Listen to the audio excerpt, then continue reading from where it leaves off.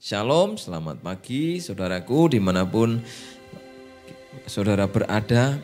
Salam sejahtera, salam kasih Tuhan, kebaikan Tuhan, dan kasih Tuhan melimpah dalam hidup kita sepanjang hari, dalam hari-hari kita. Mari sama-sama saya ajak untuk melihat dalam surat 1 Petrus, saudara, yang kedua.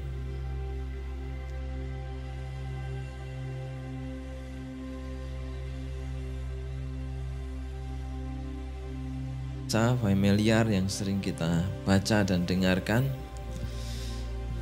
1 Petrus 2 ayat 9 dan 10. Masih di dalam tema gereja kita untuk bangkit dan jadilah terang. Karena terang Tuhan sudah terbit, sudah bercahaya atas hidup kita. Saya bacakan firman Tuhan dalam 1 Petrus 2 ayat 9 dan 10. Demikian firman Tuhan. Tetapi kamulah bangsa yang terpilih, imamat yang rajani, bangsa yang kudus, umat kepunyaan Allah sendiri, supaya kamu memberitakan perbuatan-perbuatan yang besar dari Dia, yang telah memanggil kamu keluar dari kegelapan kepada terangnya yang ajaib. Kamu yang dahulu bukan umat Allah, tetapi yang sekarang telah menjadi umat-Nya, yang dahulu tidak dikasihani, tetapi yang sekarang telah beroleh belas kasihan. Puji Tuhan, saudara, ini satu panggilan, satu penetapan. Apa yang ditetapkan Tuhan tidak dapat dirubah oleh manusia. Apapun keadaan kita hari ini, tantangan, kesulitan, pandemi, dan seberapapun keadaan makin sulit, namun inilah kenyataan yang harus kita terima dengan iman, bahwa kita adalah orang-orang yang terpilih, orang-orang yang disebut Tuhan sebagai imam yang rajani, imamat yang rajani, imam-imam Tuhan untuk membawa, saudara, seluruh kehendak Tuhan, seluruh rencana Tuhan agar digenapi di dalam kehidupan di dunia ini melalui kehidupan kita. Ini panggilan kita, saudara. Tentu panggilan ini diawali dari satu orang yang bernama Abraham, dan kemudian lewat keturunan Abraham menjadi satu bangsa yang namanya Israel, dan kemudian ada satu orang yang dia adalah Allah yang menjadi manusia, Yesus Kristus yang menyelamatkan manusia, dan lewat itulah kita akhirnya terhisap masuk menjadi cabang yang dicangkokkan menjadi umat kepunyaan Allah, disebut sebagai orang-orang atau bangsa atau umat yang terpilih, imamat dan rajani. Saudara, lewat satu kisah dari Abraham, saudara, saya rindu untuk membagikan apa yang dialami Abraham sebagai bapa orang beriman, sebagai bapa yang terpilih untuk membentuk satu bangsa yang namanya bangsa pilihan, bangsa imamat dan rajani. Abraham, saudara, dipilih Tuhan bukan karena dia hebat. Abraham dipilih Tuhan bukan karena dia luar biasa, saudara. Dia juga sama seperti kita. Dia orang yang biasa-biasa. Orang yang dikatakan di ayat 10, ya, dulu bukan umat pilihan, dulu bukan orang terpilih, dulu orang yang tidak dikasihani. Tetapi kemudian ketika mengalami kasih Tuhan, beroleh belas kasihan Tuhan, mengalami terang Tuhan yang ajaib, hidupnya berubah dan dia menjadi orang yang sangat diberkati. Apa yang dia lakukan menentukan berkat bagi orang lain, dan apa yang dia kutuk menentukan kutuk bagi orang lain. Mari kita lihat dalam Kejadian 12 ayat yang pertama sampai dengan ayat yang ketiga. Firman Tuhan yang sangat indah, saudara. Abram dipanggil Allah, demikian judul perikopnya. Berfirmanlah Tuhan kepada Abram, pergilah dari negerimu dan dari sanak saudaramu dan dari rumah bapamu ini ke negeri yang akan kutunjukkan kepadamu.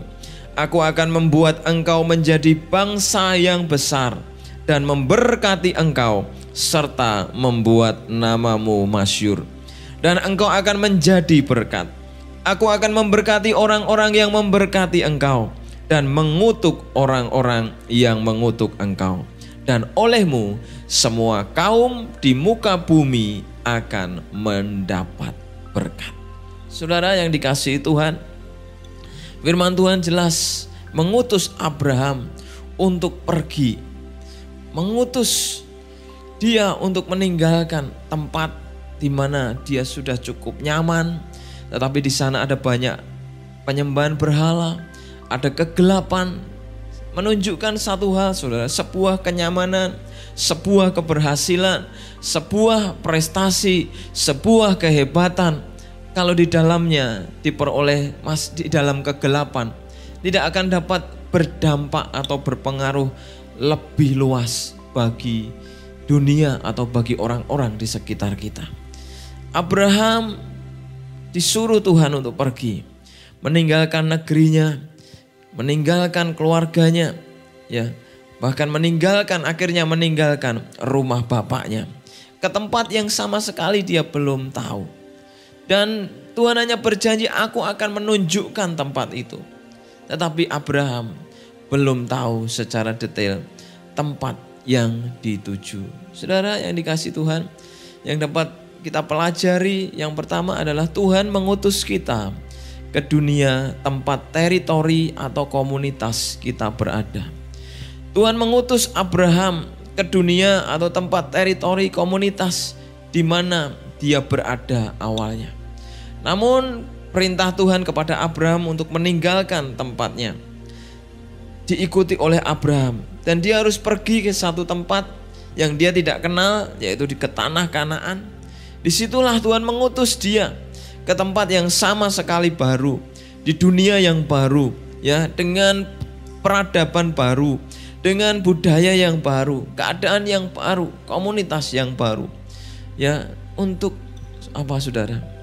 Untuk membuat dia menjadi bangsa yang besar. Dari satu orang, Tuhan ingin satu orang itu menjadi sebuah bangsa, bahkan bangsa-bangsa yang besar, yang akan diutus oleh Tuhan untuk yang namanya menyatakan Tuhan, menyatakan kasih setia Tuhan, dan menyatakan rencana Tuhan bagi dunia. Saudaraku yang dikasihi Tuhan, ketika Tuhan mengutus Abraham, saudara, Abraham juga tidak mengerti, Abraham juga tidak tahu. Jadi Abraham bergerak dengan ketaatan. Dia bangkit, seperti tema gereja kita tahun ini. Dia bangkit untuk memilih rencana Tuhan. Dia bangkit untuk sepakat dengan kehendak Tuhan, sekalipun dia juga bingung dan galau, saudara.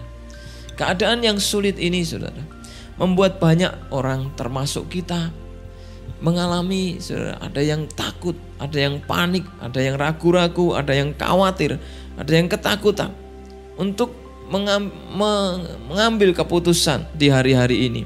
Tetapi saudara, Tuhan memanggil kita untuk bangkit, ya. Di hari-hari yang penuh kesulitan ini, saya percaya Tuhan mewahyukan sesuatu kepada diri kita. Kalau kita mau peka dengar-dengaran akan Tuhan, kalau kita mau tetap berdiam diri di hadirat Tuhan, kita mau tetap bersandar kepada Tuhan, Dia akan memperdengarkan suaranya. Saudara, coba dengar suara Tuhan. Kalau kita bisa mendengarnya, tapi kita kadang masih ragu-ragu, takut karena keadaan, itu satu hal yang wajar, dan ini dialami oleh Abraham. Bayangkan harus menempuh ratusan mil atau ratusan kilometer. Saudara, mungkin itu bisa ribuan karena berkeliling, menjadi satu orang yang mengerjakan nomaden atau berkeliling dari satu tempat ke tempat lain. Dan dikatakan juga Abraham pernah melintas di satu tempat itu, dia harus pergi dan kembali ke tempat itu. Berapa jarak yang dia tempuh? Kebingungan seperti apa, saudara? Di tempat yang, di masa yang dulu berbeda dengan masa yang sekarang. Jam belum sedetail sekarang, belum secanggih sekarang. Teknologi transportasi belum secanggih sekarang. Keadaan apapun fasilitas belum secanggih sekarang. Tetapi di masa kebingungan, kebimbangan, dia pegang janji Tuhan. Tuhan mengutus dia ke tempat yang baru. Dia melangkah dengan iman. Saudaraku yang dikasihi Tuhan, ini menarik sekali. Karena sesuatu yang belum pernah dia alami. dia mencoba sesuatu yang baru. Tetapi bukan dengan kekuatannya, bukan dengan kemampuannya, bukan dengan kehebatannya, tetapi bergantung kepada Tuhan yang memanggil dia. Kekasih Tuhan, panggilan Tuhan kepada Abraham sangat besar. Aku akan membuat engkau menjadi bangsa yang besar dan membuat namamu masyhur. Saudara, ini panggilan yang secara esensial adalah panggilan yang sama kepada seluruh keturunan Abraham, termasuk secara rohani, yaitu gereja Tuhan, yaitu kita semua. Kita dipanggil Tuhan untuk melakukan perkara-perkara yang besar. Kita dipanggil Tuhan untuk melakukan perkara-perkara yang di luar, bahkan di luar kebiasaan. Maka saudara, panggilan itu adalah panggilan untuk yang namanya menjadi terang.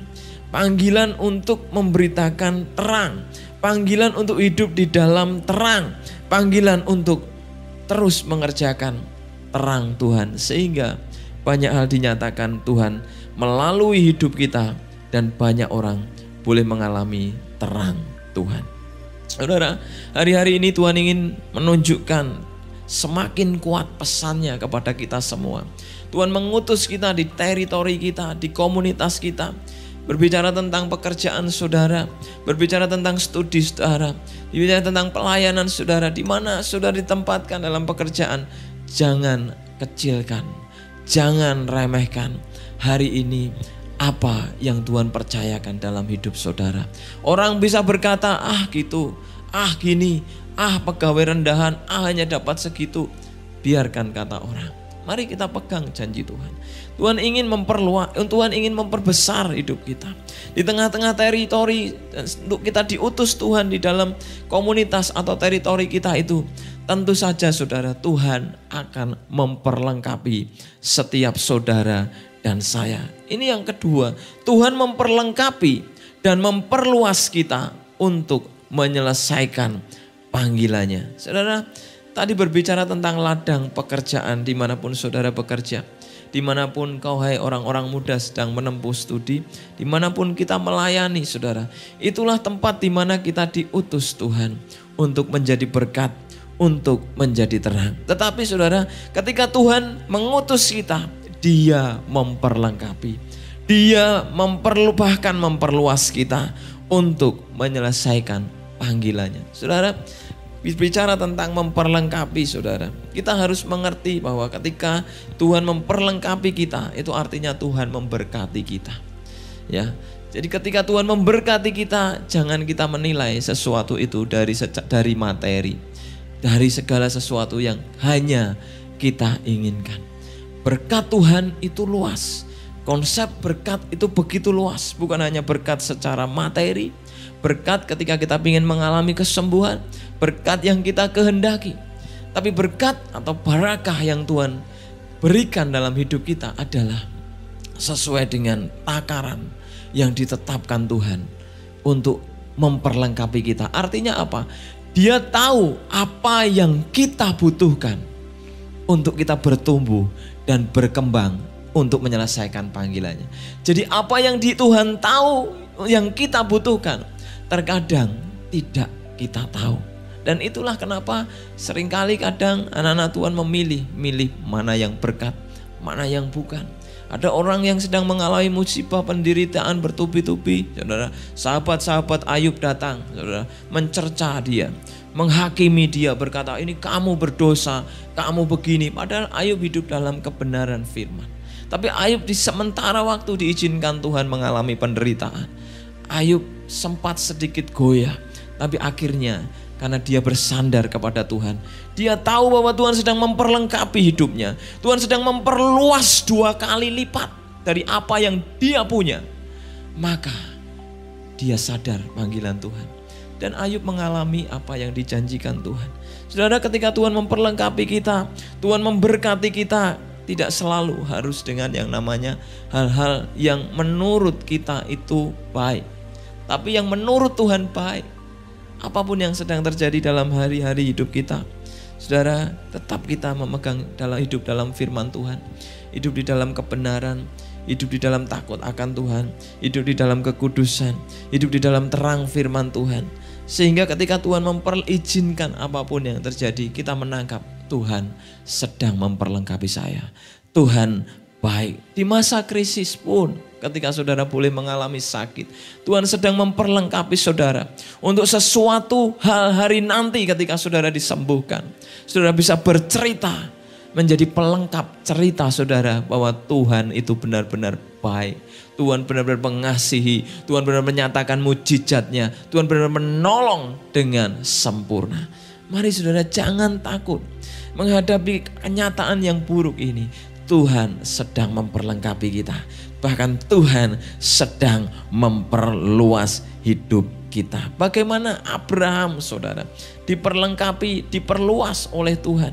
Saudara, seringkali kalau saya baca kisah Abraham ini sampai selesai hidupnya, saudara, menarik sekali. Abraham saudara diajar Tuhan, diperlengkapi hidupnya sebelum saudara dia menerima janji yang dianggap paling besar, yaitu keturunan atau lahirnya Ishak, si anak perjanjian. Saudara, dia harus menunggu waktu begitu lama, 25 tahun. Saudara. What's wrong? Apa yang terjadi?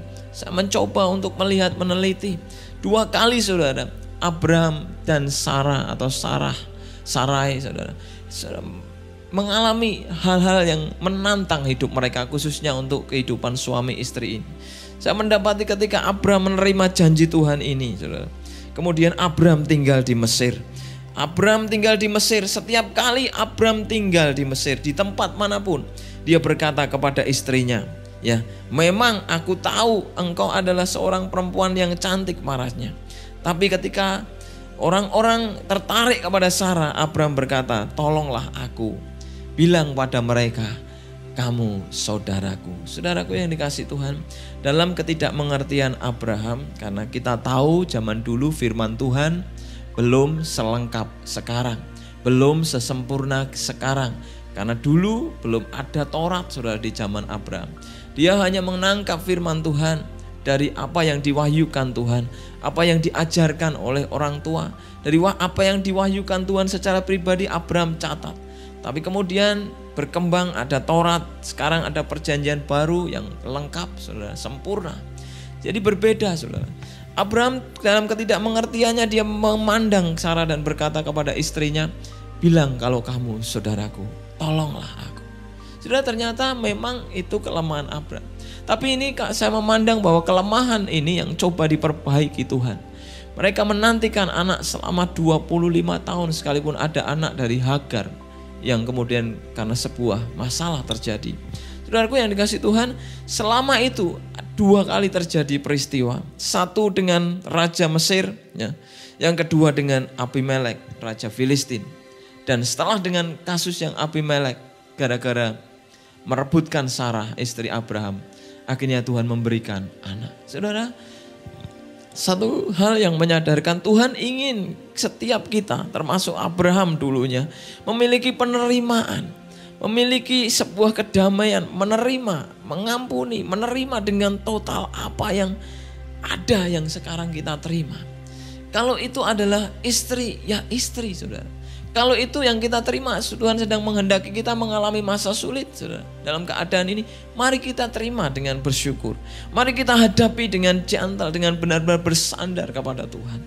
Tuhan ingin kita benar-benar mengerti bahwa Tuhan ingin membuat kita menjadi orang yang dapat menerima segala keadaan yang terjadi. Itulah ciri seorang pendamai. Saudaraku yang dikasihi Tuhan, tidak mudah bagi Sarah, saudara, ketika suaminya yang dia cintai, yang dia andalkan, mungkin secara manusia ya, saudara, sebagai suami yang menjadi tulang punggung bagi keluarga, harus berkata bahwa aku adalah saudaramu, aku adalah saudaranya. Ini satu hal yang tidak mudah. Kalau ibu-ibu, saudara, ada suamimu ketika akan bertemu dengan bosnya dan menyuruh Anda untuk berkata, aku adalah adiknya. Kira-kira ibu-ibu mau atau tidak? Tentu saja tidak mau, saudara. Maka di dalam konsep pernikahan Kristen yang sudah disempurnakan Tuhan, dalam perjanjian baru, saudara. Mari kita belajar untuk menerima satu dengan yang lain. Sehingga dalam kehidupan rumah tangga kita tidak mengalami gesekan. Seringkali yang membuat ini adalah ketidakpenerimaan karena awal dari pernikahan. Tidak mencintai awalnya, saudara. Karena istrinya cerewet lah, karena suaminya inilah itulah, saudara. Mari kita belajar untuk menerima dan satu dengan yang lain. Dan kita berdoa, saling mendoakan. Sehingga kita boleh mengalami perkara-perkara yang baik yang Tuhan izinkan terjadi. Ingat saudara, berkat Tuhan mengalir di balik sebuah kesatuan. Ketika di situ perpecahan terjadi, maka Tuhan berusaha untuk mendamaikannya. Tuhan berusaha untuk mendamaikan, ada rasa penerimaan, damai sejahtera antara satu komunitas, sehingga ketika kesatuan tercipta, kedamaian tercipta, maka Tuhan akan melepaskan berkatnya bagi komunitas itu. Mari saudara belajar menerima hari-hari yang sulit ini. Tuhan sedang memperlengkapi hidup kita lebih indah dan mulia. Saudara, hal yang terjadi lain dalam kehidupan Abraham juga, saudara. Abraham diuji untuk yang namanya memiliki hati yang penuh dengan kerelaan dan ketaatan. Di dalam kasus Kejadian 13 ketika Abraham harus berpisah dengan Lot. Ya, saya bacakan dalam Kejadian 13 ayat yang ke-14 saja saudara. Dikatakan bahwa setelah Lot berpisah dari Abram, berfirmanlah Tuhan kepada Abram, pandanglah ke sekelilingmu dan lihatlah dari tempat engkau berdiri itu, ke timur dan ke barat, utara dan selatan. Sebab seluruh negeri yang kau lihat itu akan kuberikan kepadamu dan kepada keturunanmu untuk selama-lamanya. Saudaraku yang dikasih Tuhan, ketika saya merenungkan ayat ini saudara, pasal-pasal ini satu kejadian yang berat secara psikis bagi Abraham. Saudara, Abraham saudara bukan hanya orang yang lebih tua. Abraham itu paman dari Lot, benar. Di samping itu tanah Kanaan dijanjikan kepada Abraham dan bukan kepada Lot. Dan juga saat itu Abraham adalah bosnya Lot. Abraham yang punya, Abraham yang memiliki, Lot menjadi pekerja pekerja pilihan yang menjadi pemimpin, sehingga akhirnya dia membagikan beberapa kambing dombanya untuk dia gembalakan sendiri. Saudaraku yang dikasih Tuhan, yang terjadi sebuah kasus ya saudara, pertikaian antara pekerja-pekerja Abraham dan Lot, sehingga memisahkan hubungan paman dan keponakan ini. Saudara, berat bagi Abraham karena Abraham sudah memiliki banyak hal, dan Lot disuruh Abraham untuk memilih. Ini satu hal yang sulit, saudara. Kalau Anda punya perusahaan yang sudah besar, sudah maju dan mapan, atau saudara punya pelayanan, atau saudara mungkin punya bentuk pelayanan, bentuk bisnis, usaha, atau komunitas yang saudara kerjakan hari ini dipercayakan Tuhan, atau apa saja. Ketika itu saudara diambang sebuah keputusan, Anda harus memilih.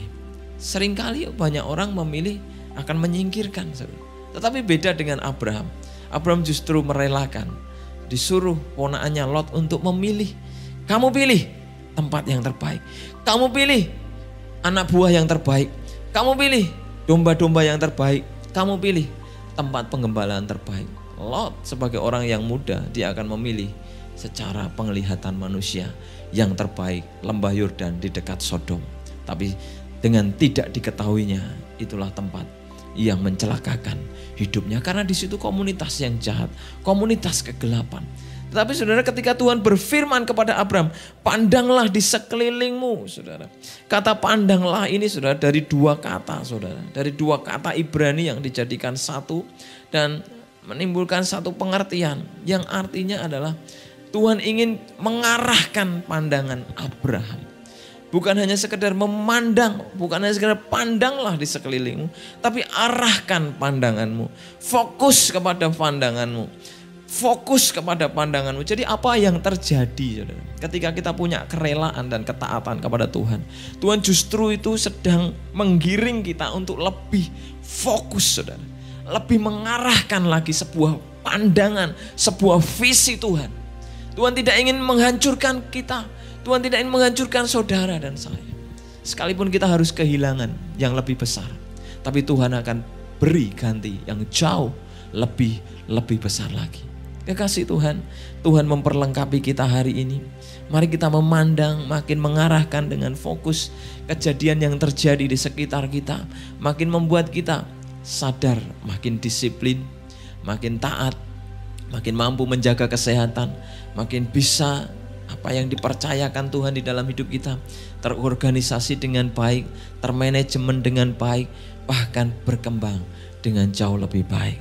Saudaraku, beberapa waktu yang lalu saudara, ya, saya antri di bank saudara, untuk transfer ya, dari Bapak Gembala meminta saya untuk mentransfer sebuah panti asuhan dan juga kepada Bapak Yohanes Apu yang ada di Kalimantan saudara. Akhirnya karena Bank BRI itu antrinya banyak saudara, saya memutuskan untuk besoknya. Dan saya antri sejak pagi saudara, sebelum bank buka sudah dapat antrian A30 saudara. Dan itu sampai jam 10 saudara.